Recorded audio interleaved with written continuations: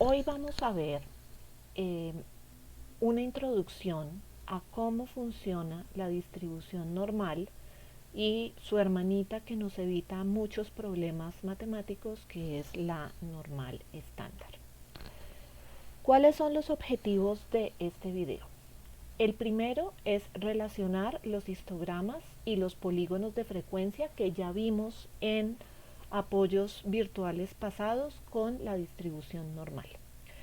Entonces, si tuvimos dificultad en entender los histogramas, les pido el favor de que por favor pausen este video y se devuelvan a ese apoyo virtual, que si no estoy mal es el apoyo virtual número 2, para revisar el tema de construcción de histogramas a través de una tabla de frecuencias y que puedan entender este video muy rápidamente.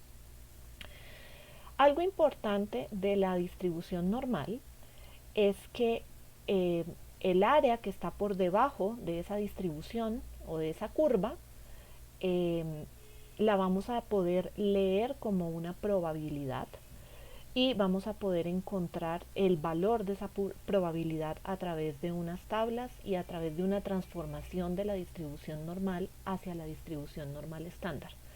Entonces, el segundo objetivo de la clase de hoy es entender cómo funcionan esas áreas y cómo esas áreas las puedo encontrar a través de las tablas que ya existen para ello. ¿Y por qué necesitamos entender esto? Porque en el análisis cuantitativo sobre las variables nosotros planteamos hipótesis, que es lo siguiente que vamos a ver después de esto. Y sobre esas hipótesis se hacen pruebas estadísticas. Y esas pruebas estadísticas tienen como herramienta o como elemento fundamental esta distribución normal que vamos a ver. Entonces esta es una construcción en la que este es un escalón muy importante, así que tomes el tiempo, las pausas necesarias para entender el contenido de este apoyo virtual adecuadamente. Al final van a encontrar o les voy a dejar en la página del curso, en el aula virtual, les voy a dejar unos ejercicios para que practiquen lo que hemos trabajado en este apoyo. Entonces, hace unas clases nosotros vimos los histogramas, de eso que tenemos que recordar, que son la representación de variables cuantitativas continuas y que se basan en tablas que nosotros construimos de frecuencias simples o de frecuencias relativas. Asimismo, también vimos los polígonos de frecuencia. Entonces, rápidamente recordemos una gráfica que estaba en los apoyos virtuales pasados.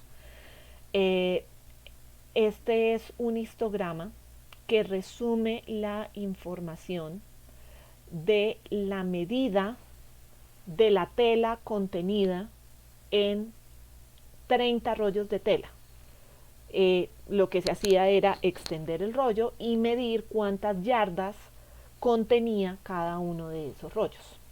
El panel superior corresponde al nivel de producción en yardas versus la frecuencia simple. La frecuencia simple, ¿a qué se refería? En este caso o en este contexto, al número de rollos que tras ser medidos tenían una longitud dentro del intervalo de cada uno de estos rectángulos. Entonces, en este rectangulito que estoy señalando con el puntero, lo que observamos es que de los 30 rollos hay 2 cuya longitud está entre 15.2 y 15.4 yardas. Si nos vamos a este rectángulo grande, 11 son los rollos que tras ser medidos de esa muestra de 30 tienen una longitud comprendida entre 15.8 y 16 yardas. La altura del histograma corresponde a esa frecuencia simple que nosotros estábamos representando a través del conteo de los rollos cuyas yardas de tela caen dentro de este intervalo correspondiente. ¿Qué diferencia hay entre el panel de arriba y el panel de abajo? En el panel de abajo lo que tenemos es la frecuencia relativa.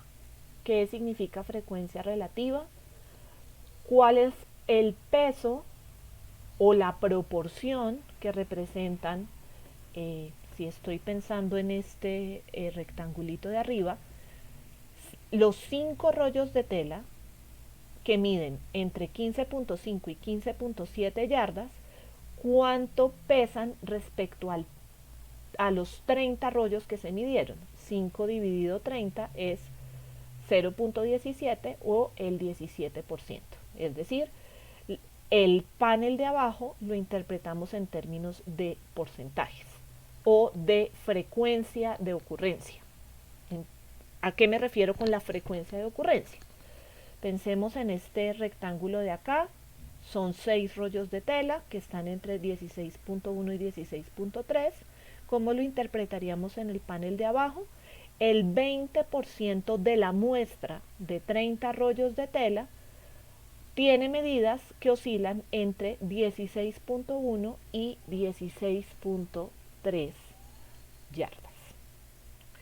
Ese era un histograma. Es una forma simple de resumir la totalidad de los datos. No es un diagrama de barras. Recuerden que los diagramas de barras tienen las barras separadas. Aquí las barras están contiguas. ¿Por qué están contiguas? Porque están de acuerdo a los intervalos de clase que nosotros definimos previamente en una tabla como esta.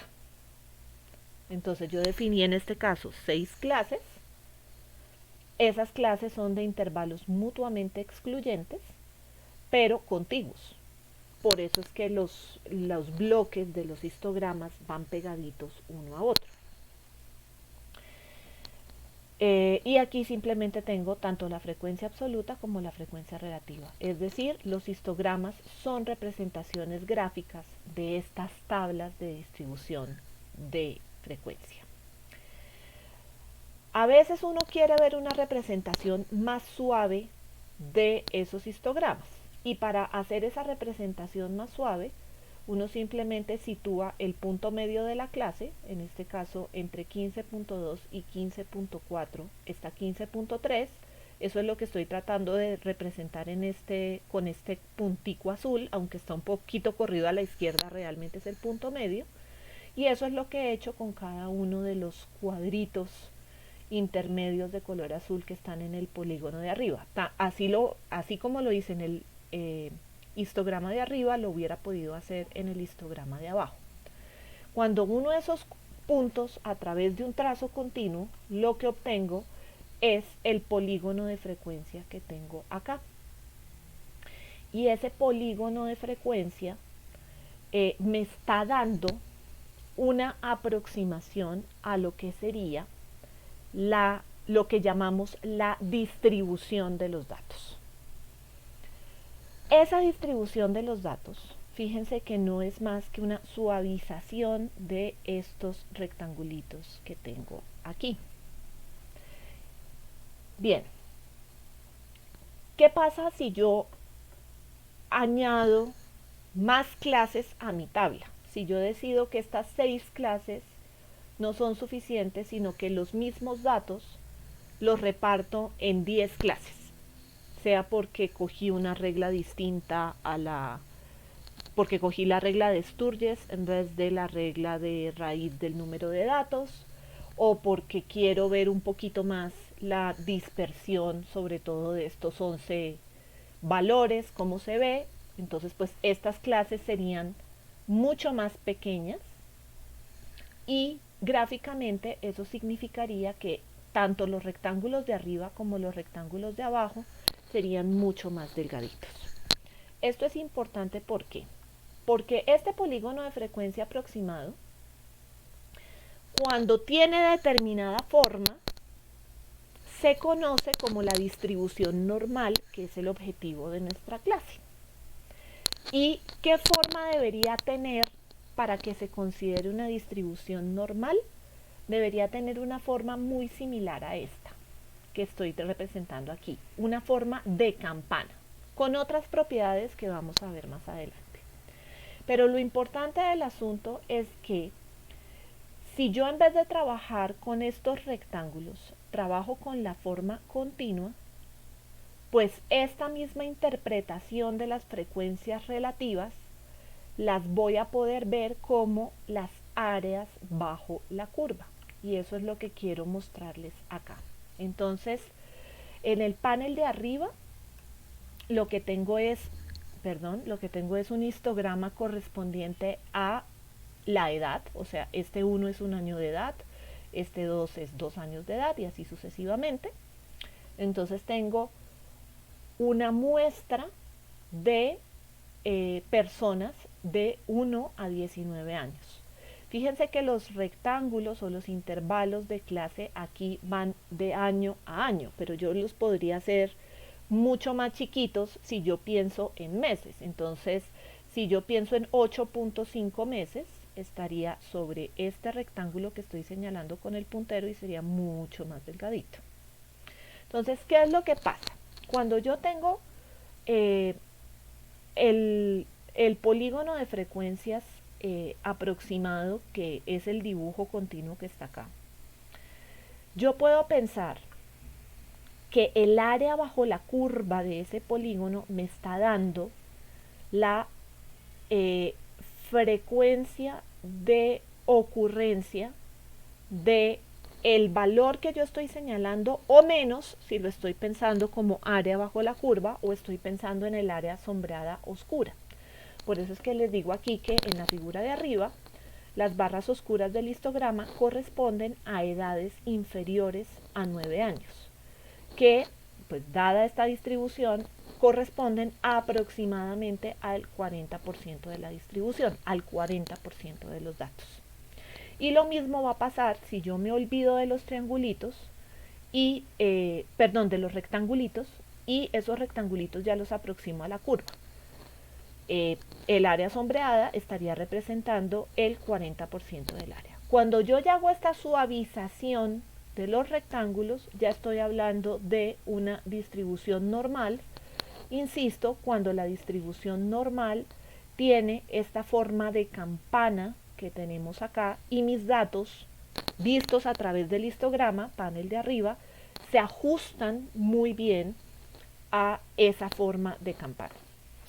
Entonces me voy a devolver aquí un segundo para recordarles un poco lo que acabo de decir. La frecuencia relativa, es decir, cuántas observaciones caen en un determinado intervalo, lo que yo estaba llamando f sub i sobre n. N es el total de datos. Me está indicando la proporción de los datos que se encuentran en un intervalo dado, es decir, esta frecuencia relativa del histograma aquí abajo. Pero otra manera de decirlo es que esa frecuencia relativa es la probabilidad de que en un conjunto de datos en X elegido al azar,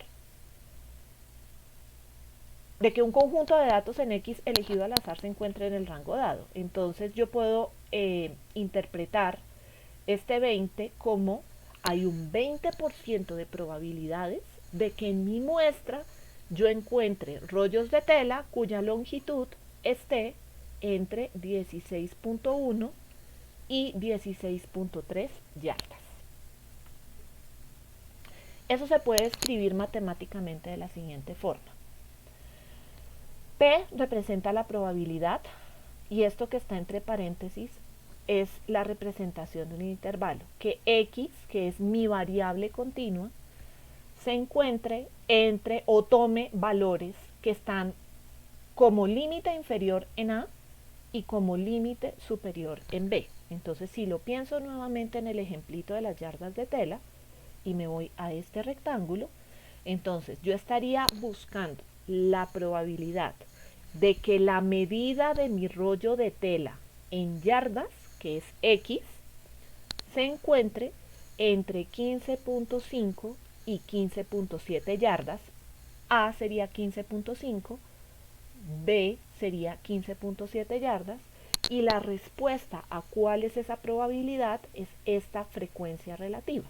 Es decir, hay un 17% de probabilidades que cuando usted seleccione de una muestra de 30 un rollo de tela, ese rollo de tela mida entre 15.5 y 15.7 yardas.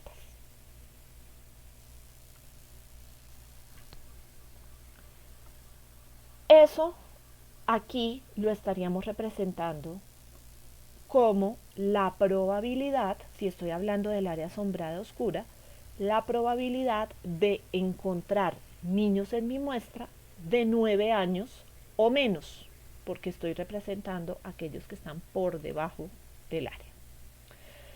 Entonces, la distribución normal es una distribución de probabilidad, o sea, me está mostrando cómo cambia la probabilidad de tomar distintos valores de una variable continua X. La distribución normal es la distribución de probabilidad continua más importante en estadística. Y ya vamos a ver por qué. La gráfica de una distribución normal también se conoce como una curva normal. Entonces, cuando hablamos de la curva normal y de la distribución normal, estamos hablando de la misma cosa. Y es esta gráfica de acá. Dense cuenta que comparado con el histograma, en el eje solo tiene un eje, que es el X, no veo para nada el Y. El eje X es la variable continua, así que lo que yo estoy midiendo a lo largo de este eje son los valores de mi variable continua X, sea edad, sea la medida en yardas de los rollos de tela, cualquier variable continua la puedo medir acá. Si X es ingreso, entonces aquí yo estaría midiendo ingresos. ¿Por qué omito el eje vertical que en el histograma me estaría midiendo la frecuencia relativa? Pues lo omito porque cuando yo entiendo que el rectángulo o el área del rectángulo es una probabilidad, entonces yo solo necesito el eje X para medir las áreas bajo la curva. Y ustedes me van a decir, bueno, pero el área bajo la curva de un rectángulo yo la puedo medir fácilmente, base por altura, pero cuando la cosa es una curva, pues esto se complica. Entonces, mi respuesta es sí, sí se complica, pero para eso existe la normal estándar. Esa es la magia o el gran aporte que va a tener la normal estándar, que ya vamos a ver cómo funciona. Pero primero sigamos con la normal. Entonces, ¿qué características tiene esta distribución normal? La primera es que la media, la moda y la mediana son iguales. Y todas se centran en el pico de la distribución. Entonces, siempre que yo esté en este pico, yo ya sé que a través de ese histograma yo ya puedo encontrar la media, la moda y la mediana sin necesidad de hacer ningún cálculo. Ya tengo la media, la moda y la mediana de una distribución normal a través del pico. Eso siempre se va a cumplir. Como ya les dije, la distribución normal tiene la misma forma de una campana de Bell. ¿Y qué característica adicional tiene? Es simétrica alrededor de la media. Es decir, si esto estuviera en un papel y yo doblara ese papel por la línea punteada que está señalando la media en el eje X de los datos, cuando lo doble, la parte de la izquierda y la parte de la derecha son igualitos. Eso es lo que significa que sea simétrica. Y adicionalmente, si recordamos que habíamos dicho que el área sombreada estaba representando la proporción acumulada hasta el valor donde yo sombreo, entonces aquí la probabilidad de encontrar un niño menor de 9 años en mi muestra, o hasta los 9 años en mi muestra, pues entonces debe ser cierto que el área total de la curva sea el 100%. Acumulado, yo estoy sumando probabilidades o proporciones adicionales. Cuando lo acumule, eso va a ser el 100%, que no es más que, si yo tengo esta tabla, la suma de cada una de estas frecuencias relativas hasta llegar al 1. Bien, entonces,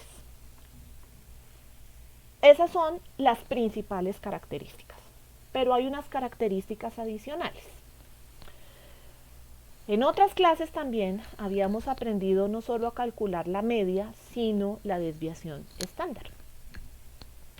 Y la desviación estándar también va a ser fácilmente identificable en una gráfica de una distribución normal.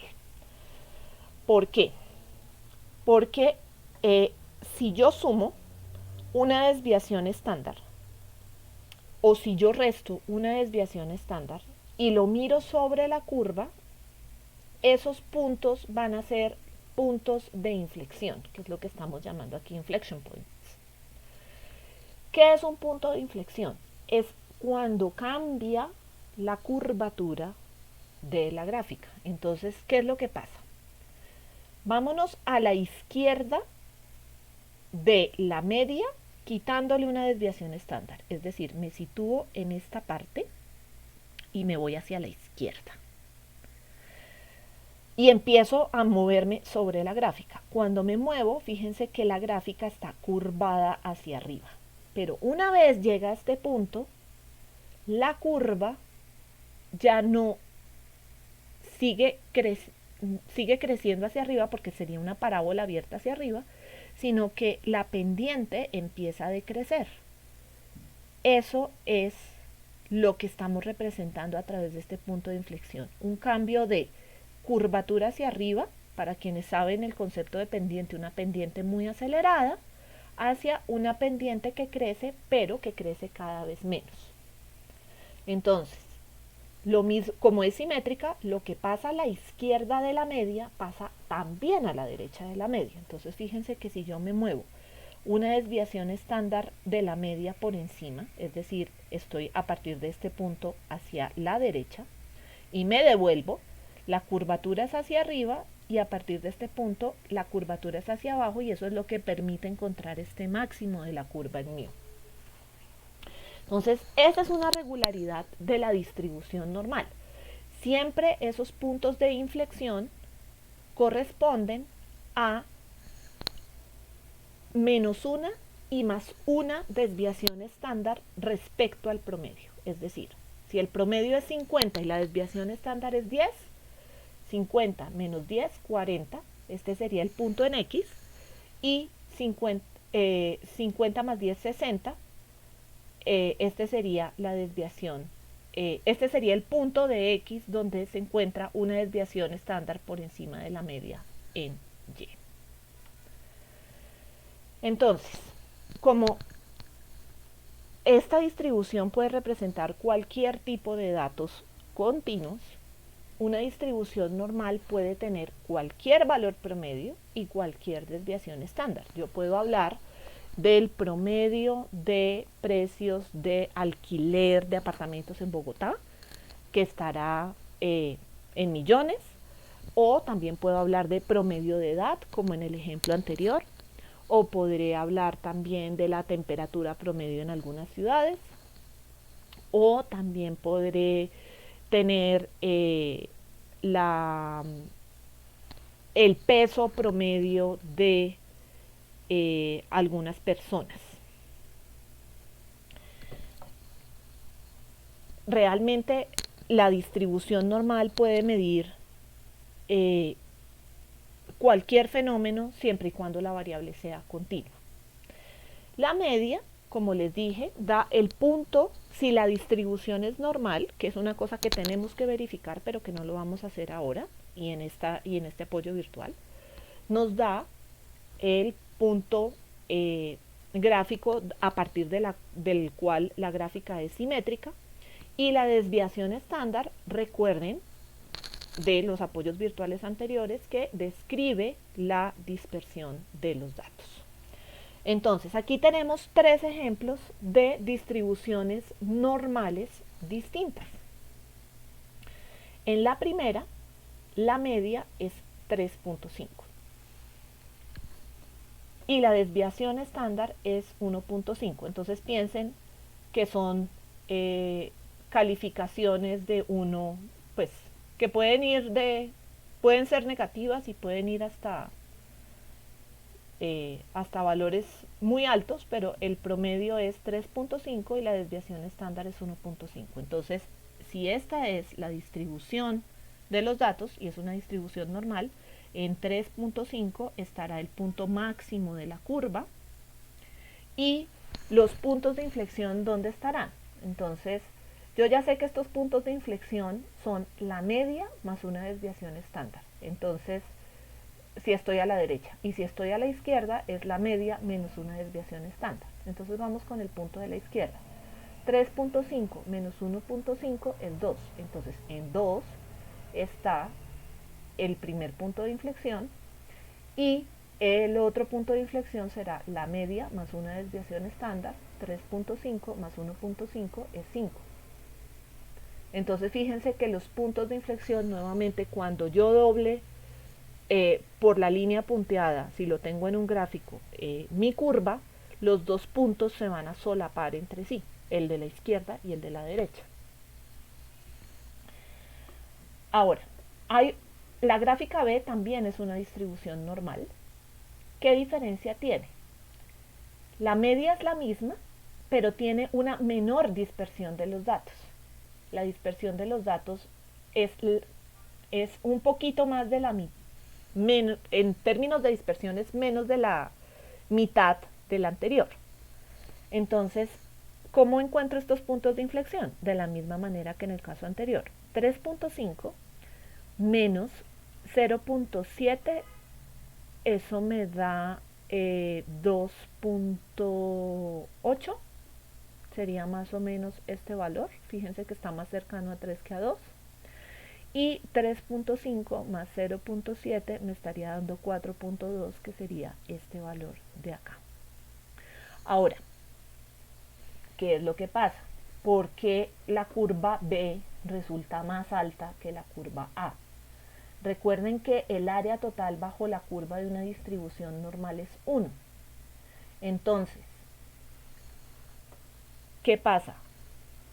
Esta es más bajita porque los datos son más dispersos. Entonces, si yo lo pienso a partir de la varianza, si yo estoy haciendo la dispersión más pequeña para que el área siga siendo 1, en unos datos que están más cercanos a la media, como en la gráfica B, pues tiene que pasar que esto sea más alto. Es como si yo la curva A, al reducir la dispersión, la estuviera, digamos, la curva fuera un resorte.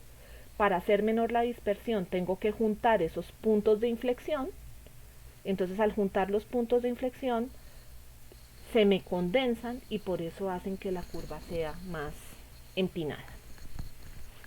Entre B y C, fíjense que tengo la misma desviación estándar, la misma dispersión de los datos, pero la media es más pequeña. Entonces, en términos de altura,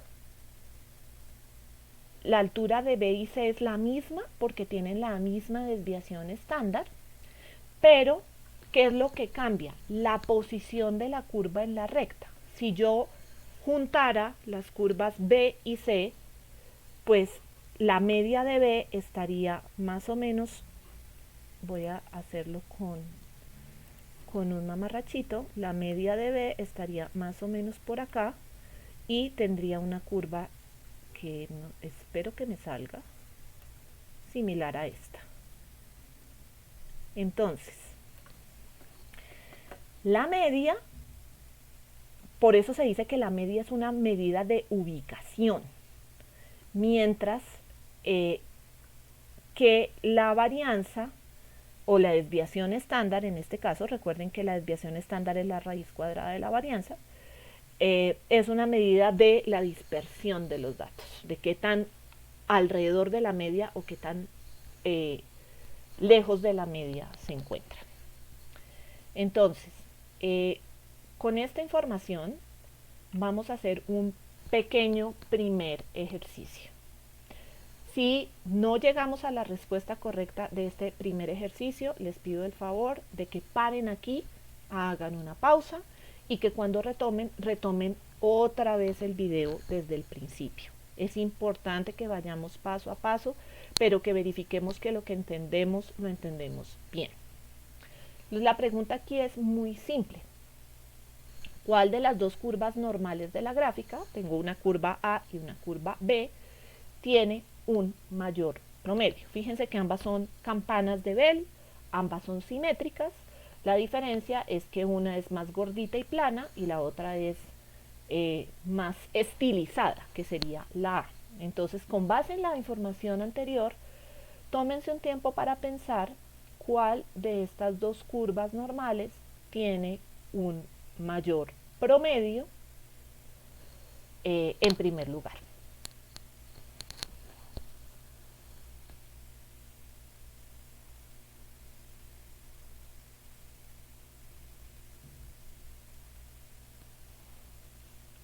Entonces, ¿qué tenemos que recordar para tener la respuesta a esta pregunta? Que el pico de la distribución normal, el pico de la campana de Bell, está representándome al mismo tiempo la media, la moda y la mediana. Entonces, si yo me voy a la curva A, ese pico está en un valor de X de 15, mientras que el pico de la curva B está en 12. ¿Eso qué quiere decir? Que el promedio de la curva A es 15 y el promedio de la curva B es 12.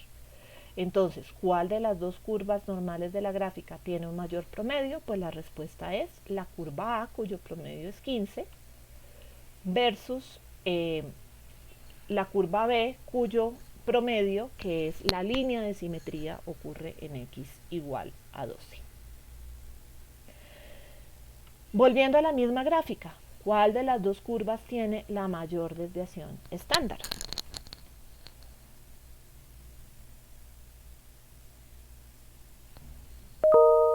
Si me he hecho entender correctamente, debería ser claro que la curva B tiene una mayor desviación estándar.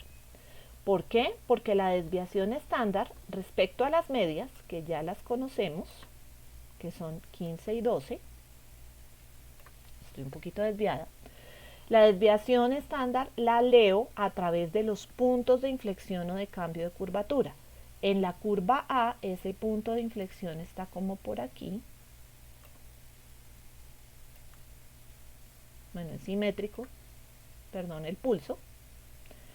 Entonces, fíjense que está como entre 14 y 16, es más o menos, pareciera que fuera una desviación estándar, o que la desviación estándar fuera de 1, realmente.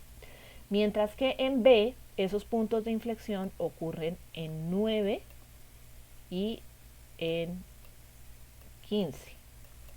Es simétrico, entonces de 9 a 12 hay 3 unidades, de 12 a 15 también hay 3 unidades. Aquí hay 3 y aquí hay 3. Mientras que acá la desviación es más o menos 1. Entonces, ¿cuál tiene mayor desviación estándar? En este caso, la curva B. Nuevamente, si esto no quedó claro, la recomendación es para el video aquí y volvamos a empezar. No importa, tómese todo el tiempo posible para entender esto. Bien, entonces ahora pensemos en otro ejemplo. Aquí ya tenemos una distribución normal de una variable X que son pruebas o puntajes de una prueba. Aquí dice escalonado, sería la traducción literal, yo lo estoy traduciendo como prueba estandarizada.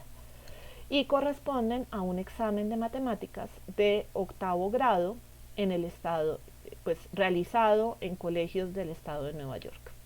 Y sabemos que esos puntajes se distribuyen normalmente. Y esta es la curva normal que representa esa distribución. La pregunta es, ¿cuál es la puntuación media de la prueba y cuál es la desviación estándar? Entonces, lo primero es un poco entender la escala en la que se están dando estos valores. Esto va de 550 a 800, está marcado cada 50 puntos, 550 a 600, 600 a 650, 650 a 700, 700 a 750 y 750 a 800. Pero entonces, ¿qué nos están diciendo estas barras intermedias de la escala? Entonces uno podría pensar que esto va de 10 en 10. Miremos a ver si es cierto. 550, 560, 570, 580, 590, 600. Entonces cada barrita está representando, va de 10 en 10. Entonces me dicen, ¿cuál es la puntuación media de la prueba? Pues si yo recuerdo lo que acabamos de trabajar, en una distribución normal, la media es el punto máximo de la campana de Bell o la línea de simetría. Entonces, si yo buscara una regla y trazara esa línea de simetría, pues que aquí no me está quedando completamente recta, ¿qué valor aproximado tendría? Entonces, ya sabemos cómo se está moviendo esta escala.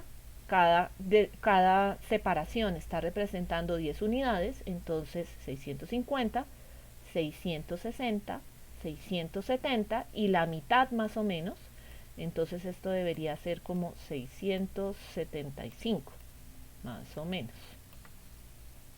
Esa sería la puntuación media de la prueba. Para la desviación estándar, nuevamente estoy pensando en puntos de inflexión que tengan la misma distancia a la derecha de la media y a la izquierda de la media. Entonces, más o menos el punto de inflexión yo lo estoy viendo por aquí.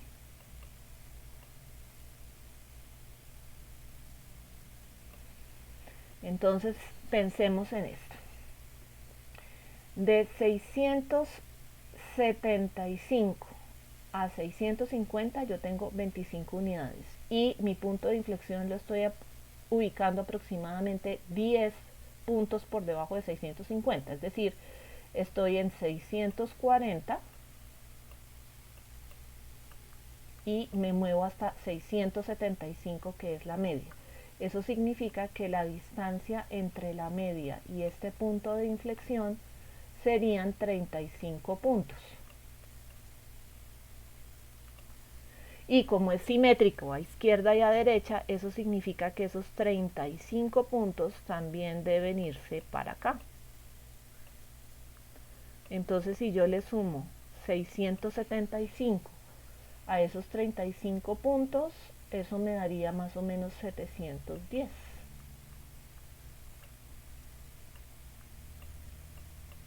Entonces, volvamos a la pregunta. ¿Cuál es la puntuación media de la prueba? De acuerdo a lo que yo estoy haciendo aquí a ojo, es aproximadamente 675. ¿Cuál es la desviación estándar de la prueba? Pues dado que yo estoy identificando estos cambios de curvatura aproximadamente a esta altura, mi desviación estándar deberían ser aproximadamente 35 puntos. Miremos si eso es cierto. Mi media, aproximadamente 675, yuhu, le pegamos. Y la desviación estándar, aproximadamente 35, gracias a la gráfica y a los puntos de inflexión. Entonces, fíjense que si ustedes presentan una distribución normal a un público que conoce la distribución normal, pues automáticamente tienen la media, la desviación estándar y además si tienen más de una variable pueden hacer comparaciones entre ellas como lo hicimos con las distribuciones A y B. Entonces, vamos a hablar ahora de la hermanita de la distribución normal, que es la distribución normal estándar. Entonces, recordemos que el área bajo la curva de una distribución normal es 1. ¿Qué característica tiene una distribución normal estándar? Va a ser una curva también, igualita a la otra, cuya área va a ser 1, pero la diferencia es que su media siempre va a estar en 0, es decir, el punto máximo de la curva siempre va a estar, el pulso, siempre va a estar en 0, y la desviación estándar va a ser de 1. Entonces, cuando yo me muevo de 0 a 1 sobre una variable o sobre una distribución normal estándar, esto es una desviación estándar, otra desviación estándar, una por debajo y una por encima, y estos son los puntos de inflexión. Vemos que la gráfica está un poquito corrida hacia, bueno, tras de que tengo mal pulso, la gráfica está un poquito corrida hacia la derecha. Ahora, ¿qué es insisto, ¿cuál es la magia, el valor, la utilidad de esta normal estándar? Pues que si yo quiero hallar cualquier área bajo la curva, que es cualquier probabilidad de ocurrencia de un hecho, para la normal estándar hay unas tablas ya hechas. Entonces yo no tengo que preocuparme por cómo diablos calculo esa área. Para la distribución normal estándar eso ya está hecho a partir de una tabla y eso es lo que vamos a ver ahora. Y entonces, ¿cómo relaciono la distribución normal estándar con la distribución normal? Cuando hablamos de la distribución normal estándar, aquí en el eje yo ya no hablo de X, sino hablo de Z. Y Z se conocen como los puntajes normalizados. ¿Qué es un puntaje normalizado? Escoger cualquier valor de X. En realidad, para hacer toda la distribución tengo que coger todos y cada uno de los valores de X. Ahora les voy a hacer un ejemplo. Les voy a restar el promedio y los voy a dividir sobre la desviación estándar. Eso convierte a una variable X, la convierte en una serie de puntajes estandarizados o lo que voy a llamar de aquí en adelante Z-scores. Y simplemente lo hago a partir de esta fórmula. Entonces, si quieren, anoten esta fórmula, si están tomando notas, para trabajar con ella más adelante y entender un poquito más lo que quiero decir con esto. Entonces, insisto, cualquier valor que tome X puede ser transformado en un valor normalizado o Z-score a través de esta fórmula. Entonces, cuando yo transformo cada dato de una variable X que se distribuye normalmente en un Z-score, el resultado es la distribución normal estándar. Entonces, ¿qué cambia? Que la variable en su condición inicial puede tener cualquier media. Pero cuando yo la vuelvo un puntaje estandarizado, todas, absolutamente todas, se vuelven con media cero. Entonces yo puedo comparar distribuciones mucho más fácil. Y yo puedo tener cualquier valor de la desviación estándar. Pero cuando yo vuelvo ese Z a un puntaje estandarizado, la desviación estándar es 1. Entonces, ¿qué es lo que vamos a hacer de aquí en adelante? Vamos a entender cómo transformamos estos puntajes y cómo usamos la tabla de la distribución normal estándar para hallar el área bajo la curva. Entonces, vamos a empezar por pasos.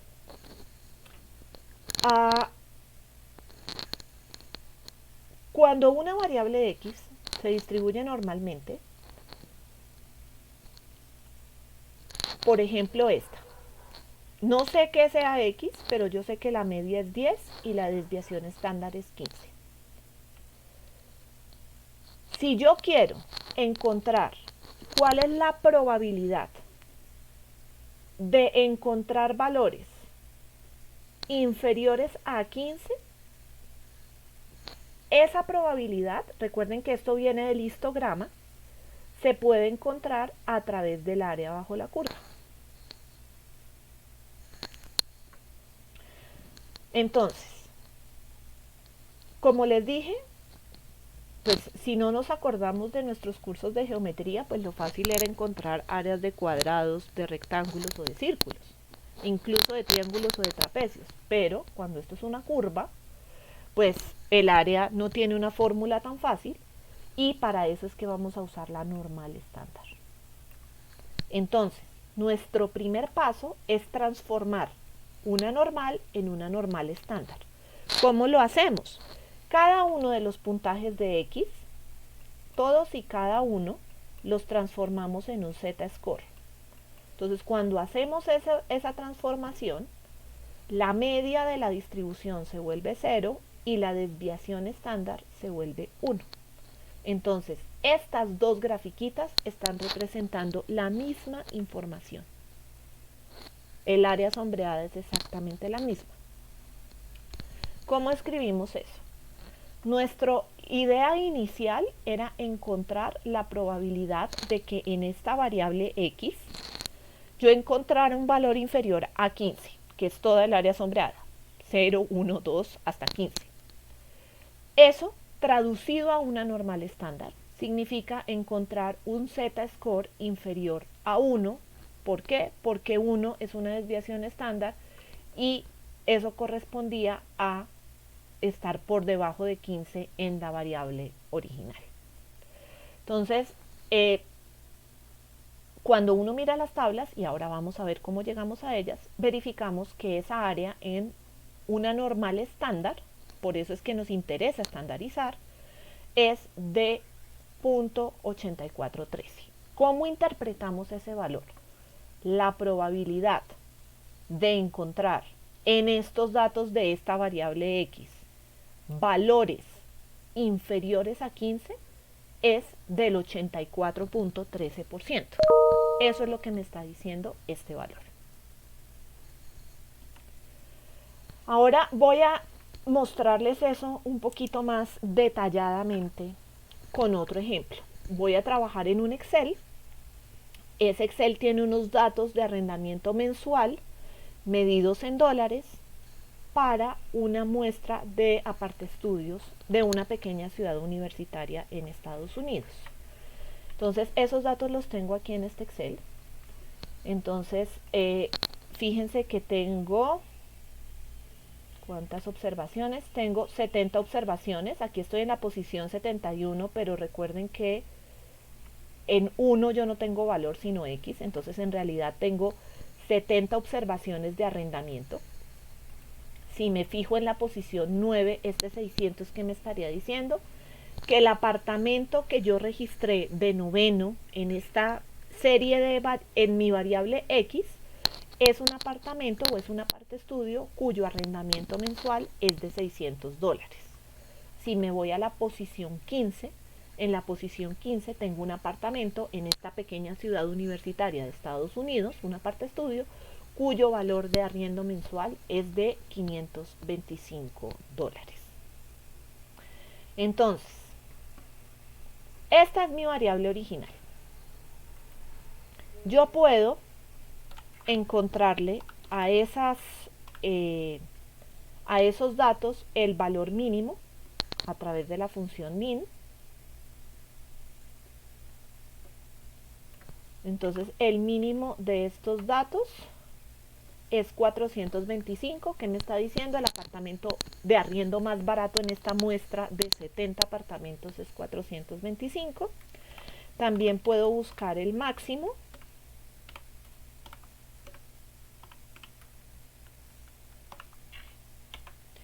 Y ese máximo es 615. Simplemente aquí voy a verificar que esté cubriendo los mismos datos. Perdón, esto debería ser A2 para ser exacto. No cambia, pero hay que ser correctos. Esto es el mínimo. Esto es el máximo. Entonces recuerden que la diferencia entre mínimo y máximo me permite encontrar el rango de valores en el cual se están moviendo mis datos. En este caso la diferencia entre 615 y 425, si quieren hagámoslo aquí, es $90, creo, es $190. Este sería el rango de mis datos. Y también puedo sacarle el promedio y la desviación estándar. Entonces, en Excel, pues el comando es simplemente promedio y señalo el rango de datos, que en este caso va de la fila A2 hasta la fila A71. Ese es mi promedio, el promedio del arrendamiento mensual de los apartaestudios en esta ciudad pequeña de Estados Unidos es de $490.8. Y la desviación estándar, que también está en dólares, esa es la ventaja de los datos de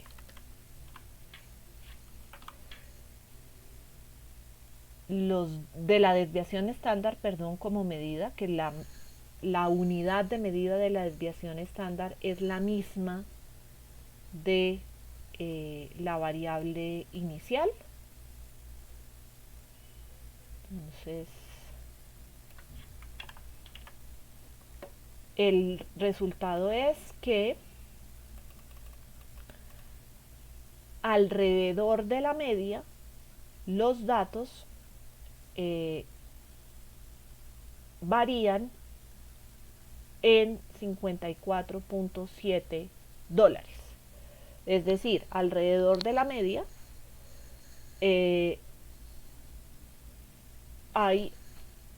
yo me puedo mover, o la mayor concentración de datos puede estar entre una desviación estándar al alza, que sería 490 más 54. Entonces me muevo entre 545.5 y o a la baja entre 436.1 y 545.5. Ahora, esto fue lo que vimos hace unas clases, pero recuerden que lo que nosotros estamos pensando es que esta variable se distribuye normalmente y que nosotros queremos calcular el z-score. Eso es lo que queríamos hacer hoy con estos datos. Ahora, lo que hice acá me sirve. ¿Por qué? Porque el z-score, ¿cómo se define?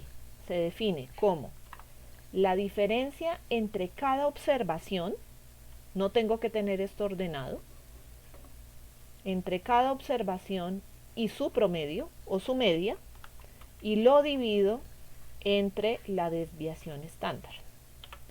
Ese es un z-score. Entonces, para una distribución de datos con un promedio de 490.8 y una desviación estándar de 54.7 dólares, el equivalente a 445 dólares es un z-score de menos 0.83. ¿Qué me está diciendo este valor? Este valor lo que me está diciendo es que 445 está, el negativo me está diciendo que está a la izquierda de la media. Y está ¿a cuánto? A 0.83, no alcanza a ser una, sino a 0.83 desviaciones estándar. Entonces, fíjense, para estar a la izquierda de la media, una desviación estándar, yo tendría que estar, o el valor de arrendamiento tendría que estar en 436.1. 445 es menor que la media, pero no alcanza a ser la desviación estándar completa, porque si fuera la desviación estándar completa, el valor de arrendamiento sería 436.1. Entonces, no alcanza a ser 54, pero sí el 83% de ese 54, que es este z-score. Entonces, voy a fijar promedio y voy a fijar desviación estándar para poder calcular el resto de z-scores.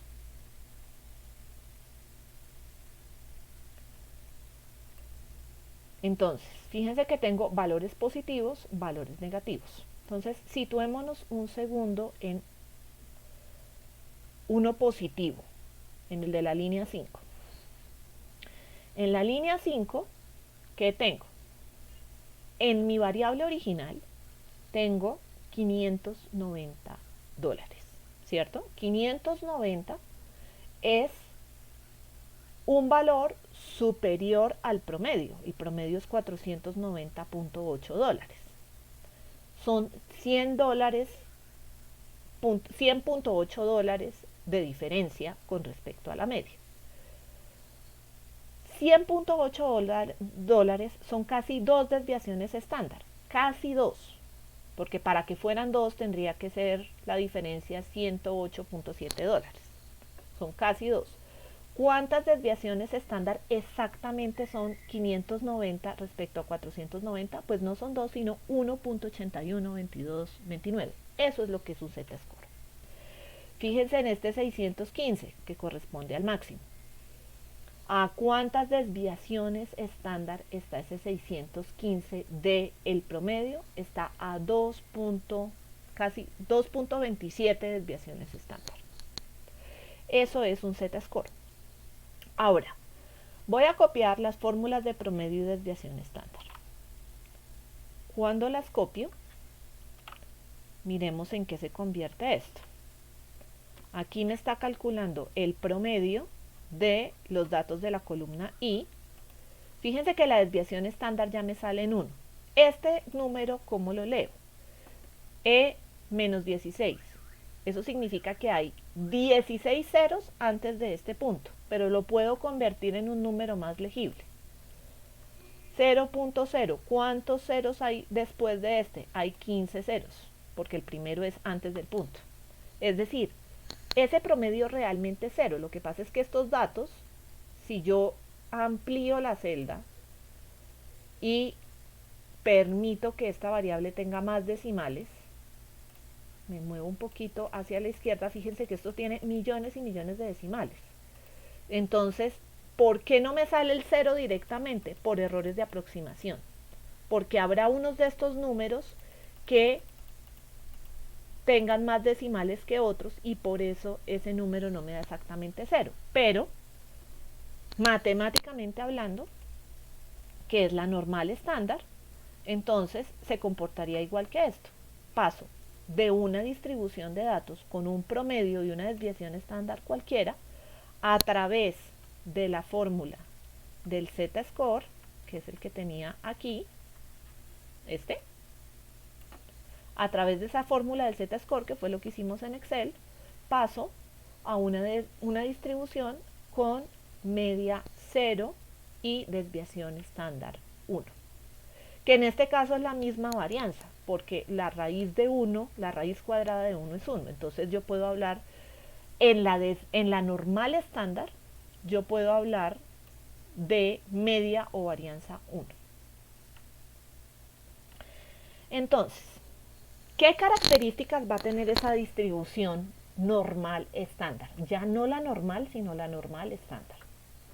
Entonces recuerden, la normal estándar, pico o media en 0, línea de simetría en 0. Este 1, ¿qué significa? Una desviación estándar a la derecha de la media, que es 0, 2 desviaciones estándar a la derecha de la media, 3 desviaciones estándar.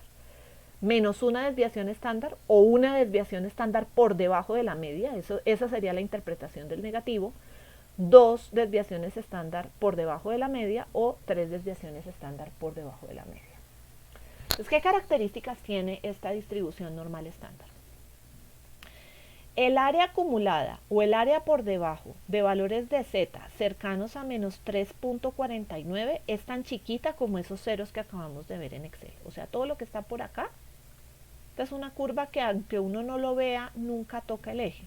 Entonces, hay un área, pero es un área que es imperceptible a la vista. Entonces, para valores cercanos a menos 3.49, esto es 0. ¿Eso qué quiere decir? Que el 100% de los datos van a estar entre menos 3.49 y más 3.49. Entonces, ¿qué pasa cuando uno encuentra en sus datos de la variable z-score superiores a 3.49? Eso en distribuciones normales se puede considerar como valores atípicos, valores que van a ser muy poco frecuentes de encontrar. Recuerden la interpretación de área bajo la curva como la frecuencia acumulada de los datos. Voy a encontrar con muy poca frecuencia valores inferiores con z-score inferiores a 3.49. Devolvámonos un segundito al Excel y revisemos otra vez estos z-scores. Miren que estos z-scores, los más grandes, el más grande, que es 615, relativo al máximo, es 2.26. Es mucho más cercano a 0 que ese 3.49 del que estábamos hablando. Yo puedo revisar en el resto de mis datos y no voy a encontrar un valor tan grande. Y obviamente el área acumulada bajo la curva crece conforme aumentan esos z-scores. ¿Qué pasa cuando yo llego a 0? El área acumulada es 0.5. es decir, el 50% de mis datos, acuérdense que media y mediana son iguales, el 50% de mis datos está por debajo de la media en una distribución normal. Y el área acumulada es cercana a 1, esto ya lo había dicho, para z-scores cercanos a 3.49 por simetría. Ahora, las tablas de la distribución normal las puedo encontrar en todo lado y se van a ver más o menos así. Si yo me voy a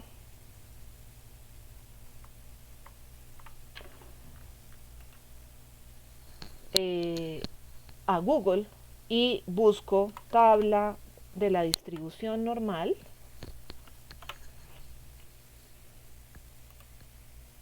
y le doy clic al primero, voy a encontrar tablas similares a las que les estoy presentando. Entonces dice tabla A, propiedades de la normal estándar. Entonces, ¿qué es lo que vamos a hacer a partir de ahora? Vamos a aprender a leer estas tablas. Entonces, fíjense que lo primero que ustedes ven en esta tabla es un valor de z, y aquí tenemos zetas parecidos a esos z-scores que acabamos de ver, y empiezan en menos 3.4. 3.4, y aquí vienen unos decimales, unas centésimas, porque fíjense que acá tengo un decimal y aquí tengo las centésimas de decimal. Entonces, si yo quisiera, ¿qué es lo que hace? Y aquí está muy bonito en una gráfica, ¿qué es lo que hace esta tabla? Me dice cuánto vale el área a la izquierda de z si mis datos se distribuyen normalmente. Entonces, si z es 3.4, 3.40, el 0 del 40 está aquí, 0.0, y lo que me está diciendo es la probabilidad de encontrar un valor en mi distribución normal cuyo z-score sea inferior a menos 3.40 es del 0.0003. Entonces, si multiplico eso por 100, eso sería del 0.03%. Es decir, es una probabilidad supremamente chiquita si estoy cogiendo ese 3,4. Por eso es que parte de menos 3,4. Y siempre es la probabilidad a la izquierda. Ahora usted me va a decir, bueno, ¿y cómo encuentro la de la derecha? Vamos por partes. Primero aprendamos a leer la de la izquierda y luego les enseño cómo ver la de la derecha. Entonces, si nuestro z-score es de 1.15, entonces, como la media es 0, 1.15 significa estar a 1.15 desviaciones estándar por encima de 0. Yo puedo dibujarlo, creo que lo tengo acá. Entonces, dibujo mi distribución normal, estándar, por eso es z. Mi distribución normal estándar siempre tiene una media de 0, que es mi línea de simetría. Y yo quiero un z-score de 1.15. Entonces está a 1.15 desviaciones estándar de la media. ¿Cómo encuentro eso en la tabla? Cojo la primera décima. Entonces esto es 1.1. 1.1 lo miro hacia abajo en la tabla, hasta llegar al 1.1. Y lo que me falta, ¿cuánto es? 0.05 para sumarle a este 1.1 y que me dé el 1.15. Entonces eso lo hago moviéndome a la derecha de la tabla hasta el 0.05. Y en la intersección de esos dos valores encuentro el valor del área. Es decir, la tabla ya me calculó esa área que no sé cómo hacer, dado que es una curva. Entonces, ¿qué me dice? El área es 0.8749%. Ese es el valor del área. ¿Qué significa o cómo la interpreto? Entonces, la probabilidad de encontrar valores de x transformado en z, ¿no? Pero valores de x, iguales o inferiores a 1.15 desviaciones estándar por encima de la media, porque este valor es positivo, es del 87.49%. Es decir, es altamente frecuente que yo encuentre valores de z-scores de 1.15 o menos. ¿Y eso cómo se escribe? Probabilidad de que el z-score, porque el z-score es el que es 1.15, sea 0.8749. Si yo sé ese z-score de dónde salió, pues puedo devolverme a cuál es el valor de x asociado a ese z-score. En este ejemplo, pues como no sé de dónde provienen, pues no lo puedo hacer, pero si fuera el de los apartamentos, pues yo buscaría el 1.15 y miraría a qué valor de x corresponde, dado que lo transformé. Bien. Entonces, si ya entendimos eso, deberíamos estar en capacidad de encontrar el área acumulada que corresponde a un z-score de menos 0.24. Mi recomendación es, yo siempre dibujo mi normal estándar. Normal estándar, ¿por qué? Porque estoy hablando de un z-score. Y solo hay tablas para los z-score, no hay tablas para las x. Por eso es que es necesario hacer la transformación de el x al z. Entonces, menos 0.24, la tabla tiene valores negativos. Si quieren me devuelvo a esta que encontramos en internet. Tiene valores negativos. Yo buscaría el menos 0.2 por acá y el 0.04 sobre esta columna. Entonces menos 0.2, 0, 1, 2, 3, 4. Esa área, de acuerdo a esto, es 4052. Verifiquemos que sea lo mismo de esta tabla. 0.2, 0.04. Entonces, menos 0.2 más, en este caso suma en valor absoluto, más 0.04 me da menos 0.24. Y este valor en la gráfica es 0.24 desviaciones estándar a la izquierda de la media. El área es 0.4052. Entonces, ¿cómo lo interpretamos? La probabilidad de encontrar valores de mi variable original x iguales o inferiores a 0.24 desviaciones estándar por debajo de la media, el por debajo es el signo negativo, es del 40.52%. Y eso se escribiría de esta forma. Probabilidad de z inferior a menos 0.24 es 0.4052. Entonces, en resumen, hasta aquí, ¿cómo encontramos áreas bajo una normal estándar? Dibujamos la curva normal y sombreamos el área de interés. Para sombrear el área de interés, ¿qué tenemos que haber hecho? Haber transformado los valores de x en sus z-score y encontrar el área de interés en referencia a ese z-score. Y siempre la tabla me está dando el valor a la izquierda de z. Entonces, el valor a la izquierda de z lo encontramos directamente a través de la tabla. Entonces, si el valor fuera 1.23, nuevamente yo me voy a mis tablas, parte positiva, 1.2, 1.23 sería 0.8907. Y ese es el valor que estamos representando aquí. Para encontrar el área a la derecha, pues la cosa es muy fácil. Fíjense que la suma del área a la izquierda y el área a la derecha tiene que ser 1. Entonces, si yo tengo el área a la izquierda, que fue lo que encontré acá, y yo lo que quiero es encontrar el área a la derecha, 1 menos este valor me estaría dando el valor del área que está a la derecha, que para este gráfico es la sombra azul. Entonces, en este caso, ¿qué es lo que estamos diciendo? La probabilidad de encontrar Valores inferiores a 1.23 desviaciones estándar es del 89.07%. ¿Eso qué significa?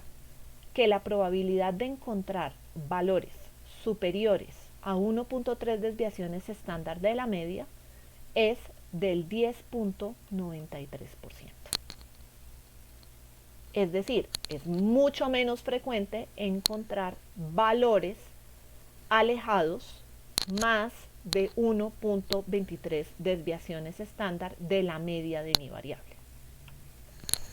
Ahora, si a mí lo que me interesa es encontrar el área entre dos z-score, como es este caso, yo quiero encontrar el área sombreada azul, que está entre menos 0.75 y 1.23, entonces, ¿qué puedo hacer? Si tengo el área de 0.23 que está a la izquierda y tengo el área a la izquierda de menos 0.75 desviaciones estándar y las resto, pues lo que me queda es el área azul, que es mi área de interés.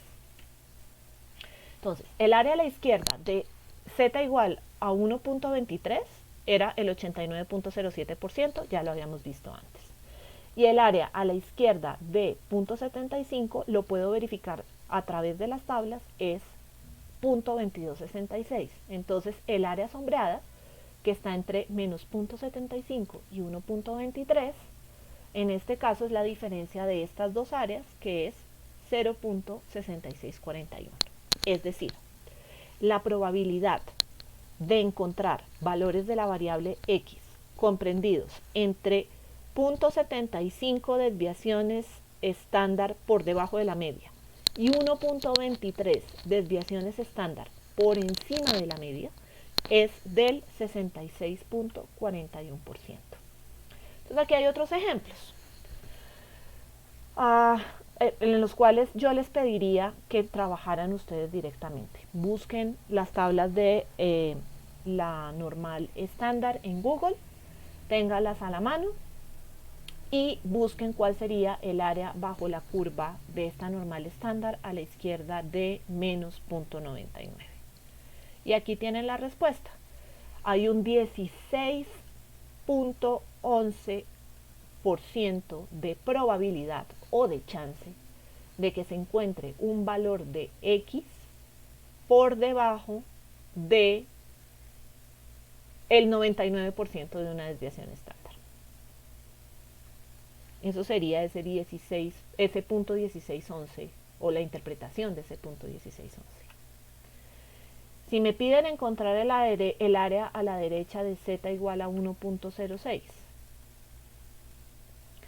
como la tabla me muestra lo que está a la izquierda, pues aquí yo tengo que usar el complemento. El área total bajo la curva es 1, entonces 1 menos la probabilidad que está a la izquierda de 1.06 me estaría dando la respuesta que estoy buscando. El área a la izquierda es 85.54% y eso es lo que les invito a verificar en las tablas. El área a la derecha es el 14.46%. Entonces, ¿cómo interpretaría ese valor del 14.46%? La probabilidad de encontrar un valor alejado de la media más de 1.06 desviaciones estándar es de aproximadamente el 14.5%. Y si quiero encontrar el área bajo la normal estándar entre menos 1.5 y 1.25, que sería esta área sombreada, nuevamente siempre hagan el mamarrachito. Es súper recomendable hacer el mamarrachito. ¿Cómo la calcularíamos? Pues la tabla me dice cuál es el área a la izquierda de 1.25, pero esa área a la izquierda incluye todos estos valores de acá. Entonces, ¿qué tengo que hacer? Quitarle esos valores. ¿Y cómo encuentro esos valores? Pues el área a la izquierda de menos 1.5 desviaciones estándar. Perdón que esto iba para el otro lado. Y esa área es 0.0668. Entonces, cuando hago la diferencia, me da que el área entre el área 1.5 desviaciones estándar por debajo de la media y 1.25 desviaciones estándar por encima de la media es de el 82.76%. Es decir, la probabilidad de encontrar un dato 1.5 desviaciones estándar por debajo de la media y 1.25 desviaciones estándar por encima de la media, es decir, por debajo de la media y por encima de la media, es de el 82.76%. Es decir, es súper frecuente encontrar datos en ese rango de valores. Bien, ahora, una regla que tiene la distribución normal, sea en su versión original o sea en su versión estandarizada, es la regla del 68, 95 y 99.7, que son estos porcentajes de ocurrencia. Entonces, el 68% del área bajo la curva siempre va a estar dentro de más o menos una desviación estándar alrededor de la media. El 95% del área bajo la curva va a estar dentro de dos desviaciones estándar. ¿Se acuerdan que yo les decía que más de 3 era un atípico? ¿Por qué? Porque es que el 99.7% del área bajo la curva está dentro de más o menos 3 desviaciones estándar alrededor de la media. ¿Eso qué significa? Que a partir de estos puntos de inflexión y comprendidos dentro de ellos está el 68% de la muestra. Cuando yo, en vez de sumar y restar una desviación estándar alrededor de la media, sumo dos desviaciones estándar, voy a tener al 95% de los datos. Y dentro de 3 desviaciones estándar van a estar el 99.7% de los datos de este ejercicio. Si lo relacionamos con el Excel, fíjense que en los Z-score, que son las desviaciones respecto a la media, yo nunca encontré un valor más allá de 3. ¿Eso qué quiere decir? Que el 100% de los datos, de estos datos, están comprendidos. Recuerden que 615 era el máximo valor y el Z-score de 615 es 226 y el mínimo era 425. Entonces busquemos a 425 por acá y me da 1.20. Es decir, en estos datos, el 100% de los datos están entre 1.2 desviaciones estándar por debajo de la media y 2.26 desviaciones estándar por encima de la media. O sea, estos datos tienen una desviación respecto a lo que sería la distribución normal. Y uno puede verificar que en este caso el promedio, la media y la moda, la mediana, perdón, y la moda son distintas.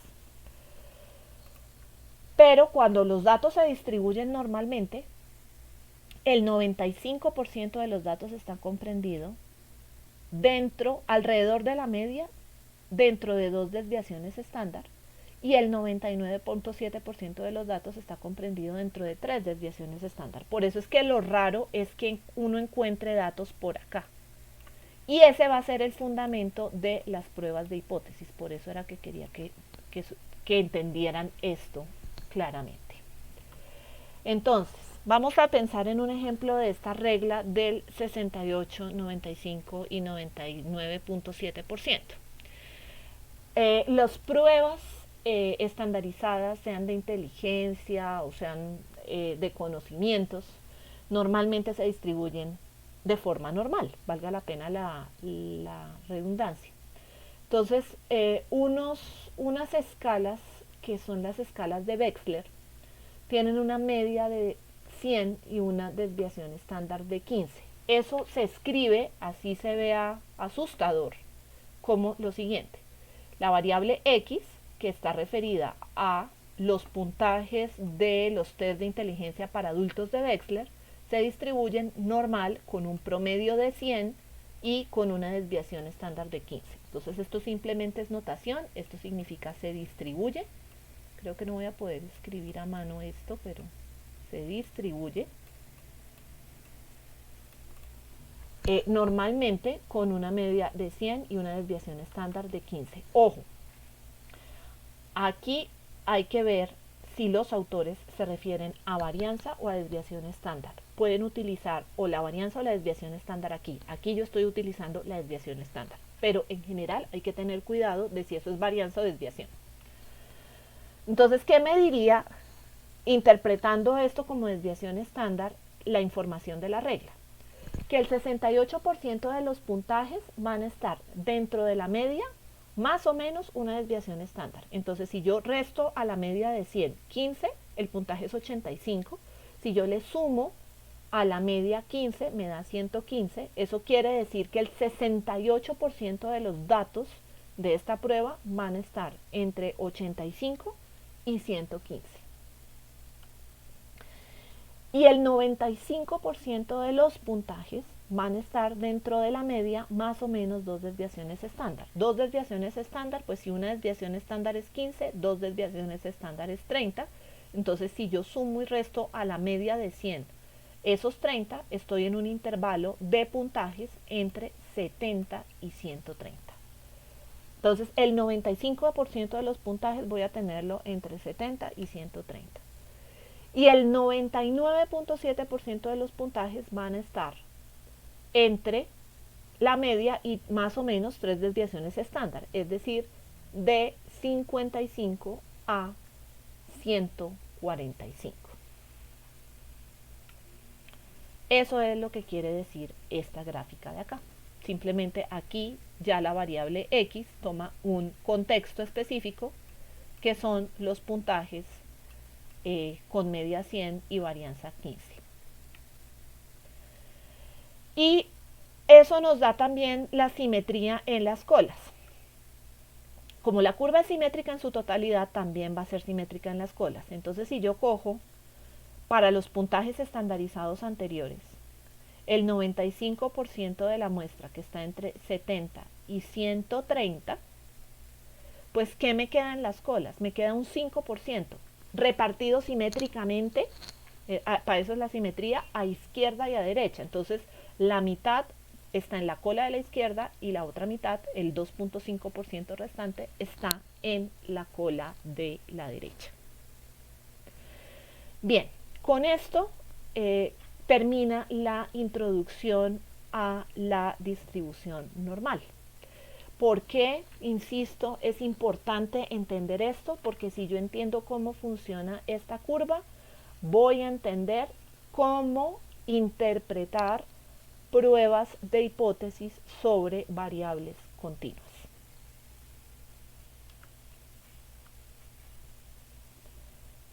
Entonces aquí detengo el video.